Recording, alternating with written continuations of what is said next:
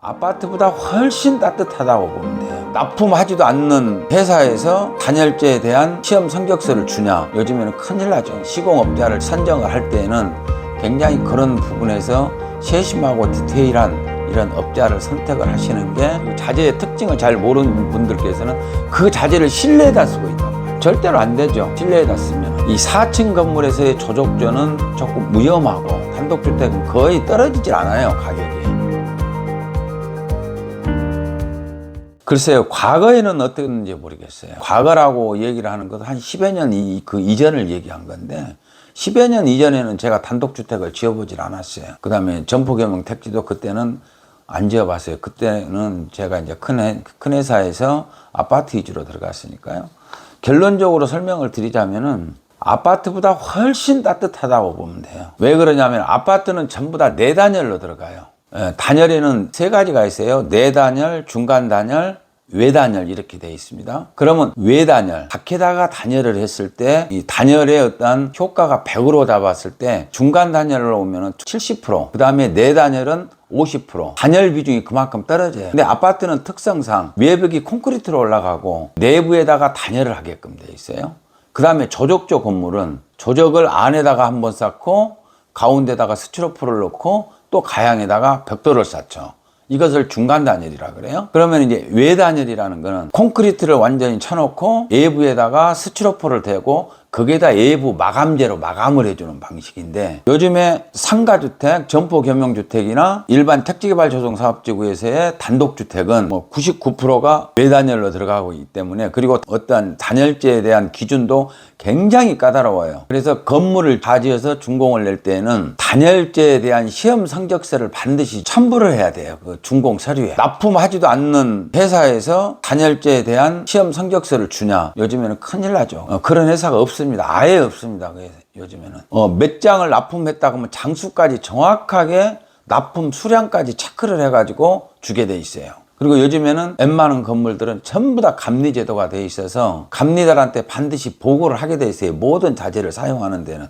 그거는 아파트를 짓는 방식이나 점포겸용 택지를 짓는 방식이나 단독주택을 짓는 방식이나 시스템화가 똑같이 돼 있어요. 그래서 단열 부분에 대해서는 전혀 걱정을 안 하셔도 된다. 이거는 어느 건설업자가 짓든 이 자재에 대한 것은 KS에 준한 시험 성적 이상의 자재를 써야 우선 준공 나는데 문제가 없다. 그거는 구독자분들께서 그런 부분은 걱정은 안 하셔도 돼요. 다만 조금 더 이제 여기서 한 가지 덧붙이자면은 단열재와 단열재 이음 부분에 어떻게 잘 시공을 해주냐, 이것이 이제 하나의 관건은 되겠죠. 그래서 시공업자를 선정을 할 때는 굉장히 그런 부분에서 세심하고 디테일한 이런 업자를 선택을 하시는 게 좋은 집을 짓는데 어떤 선택의 기준이 된다. 단독주택을 목조로 짓고 계시는 분들도 있어요. 그러나 우리나라의 정세에는 잘 안 맞습니다. 저는 이걸 추천을 드리고 싶지 않아요. 외국 같은 경우에는 목조로 많이 지어요. 왜 그러냐, 거기는 계속 1년 365일 따뜻하고 온도차가 별로 많지가 않기 때문에 그렇습니다. 그러나 우리는 봄, 여름, 가을, 겨울이 뚜렷하게 있잖아요. 그리고 여름에는 특히 장마가 또 많이 오고 그래서 비가 많이 온단 말이에요. 근데 목조의 특징이 뭔가요? 썩잖아요. 근데 썩지 않게 하려면 어떻게 해야 돼요? 그만큼 관리를 하셔야 되잖아요. 근데 새 집을 지어갖고 1, 2년 동안은 건물주께서도 관리를 잘 하십니다. 집이라는 거 한번 지으면 20년, 30년 이렇게 굉장히 뭐 몇십 년 이렇게 사셔야 되잖아요. 방금 옷처럼 그냥 1년 입고 버리고 또 새로 사고 이런 어떠한 소유물이 아니기 때문에 단독주택은 2층까지 지으니까 벽돌집도 참 좋고, 요즘에 건축 자재도 굉장히 많이 나와요. 어떤 모양을 좀 내고 싶으면은 일부 단열 잘하고 징크 같은 걸로 칼라 징크판이 많이 나오니까요. 장골로 해가지고 징크가 굉장히 예쁜 게 많이 나옵니다.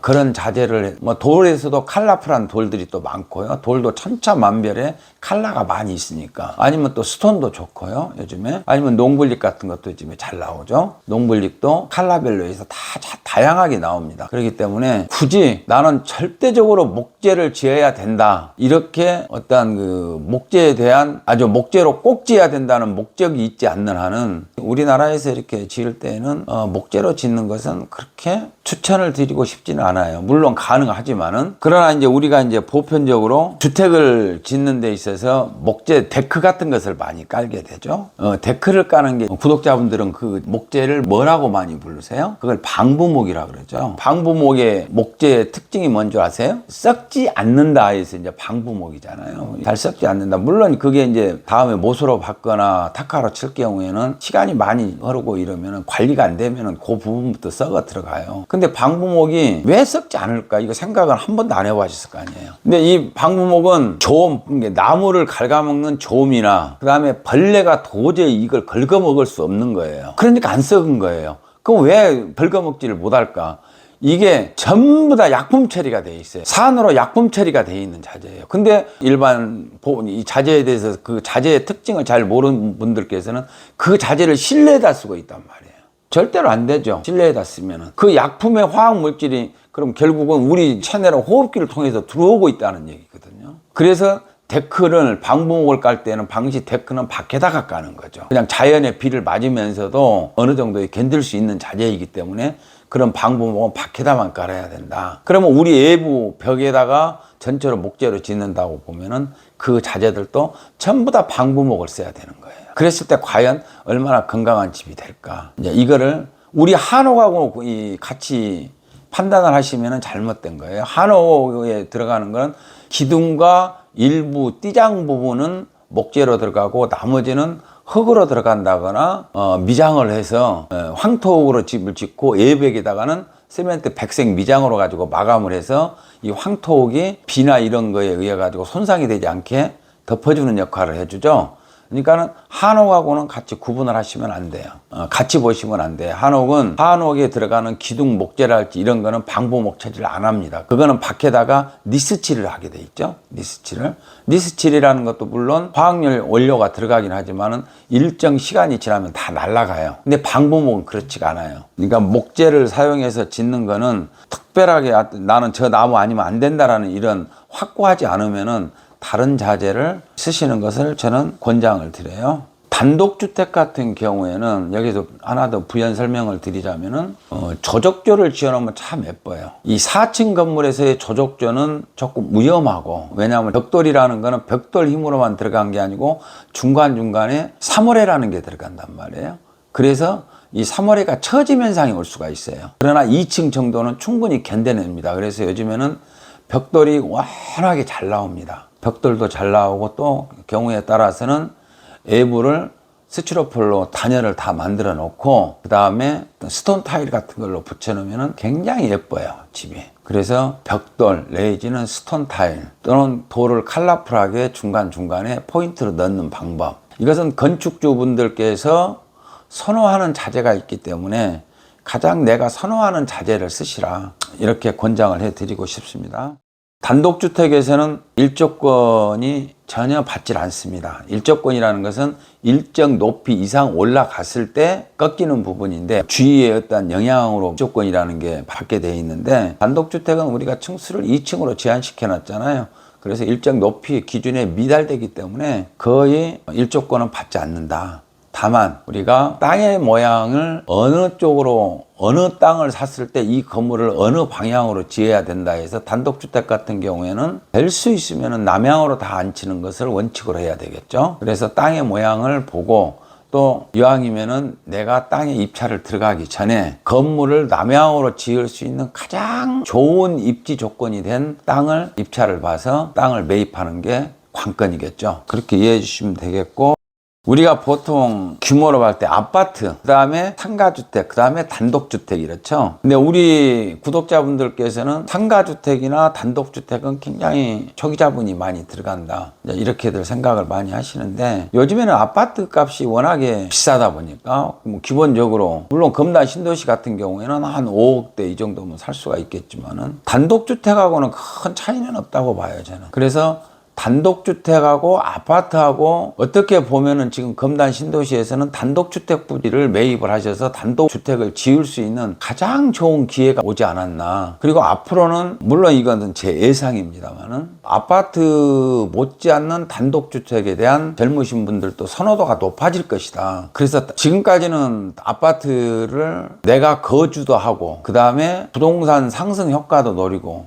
이런 두 가지 목적이 같이 있었다면은 앞으로는 그 방향이 단독주택으로 가지 않을까. 상가주택은 제가 저번 시간에도 말씀을 드렸죠. 평생 직장생활해서 정년퇴직을 하고 나면은 일정 수입이 있어야, 이제 요즘에는 뭐 100세 시대 그러니까요. 60대 중반에 회사 그만두고 뭐 나오셔서 자식들한테 손 안 벌리고 살 수 있는 유일한 방법은 내가 일정 수익이 생겨야 되는데, 그러기 위해서 상가주택이 가장 인기가 있었죠. 근데 그거는 변함이 없을 것 같아요. 상가주택에 대한 선호도는. 내가 이 건물에서 내가 거주하면서 그 다음에 뭐 한 달에 한 300, 400 이상 수익이 발생되고, 또 상가주택이나 단독주택은 거의 떨어지질 않아요. 가격이. 오르는 속도도 상당히 완만하게 올라가고 천천히 올라간단 말이에요. 대신 떨어지지 않고. 그래서 상가주택은 일정 수익과 내가 거주하고 그 다음에 부동산의 상승 효과도 꾸준히 노릴 수 있는 이런 어떤 그 부동산 투자 값어치로서는 그 이상 좋은 곳이 없죠. 그렇기 때문에 아파트는 앞으로 지금만큼 선호도가 조금씩은 떨어지는데, 그 떨어지는 수요층이 단독주택과 상가주택으로 몰리지 않을까, 저는 이렇게 예상을 해 봅니다. 혹시 제 설명이 부족한 부분이 있었다면은 다시 개인적으로 문자를 주시거나 전화를 주시거나 하면은 최선을 다해서 답을 해 드리도록 하겠습니다. 충분히 좀 이해가 갈 수 있도록 설명을 드릴 거고요. 검단 신도시에 대해서 부동산에 관심을 가지시면은 분명히 좋은 결과는 있을 것이다. 저는 구독자분들께 자신 있게 말씀을 드릴 수 있습니다. 네, 오늘 영상 여기서 마치도록 하겠습니다.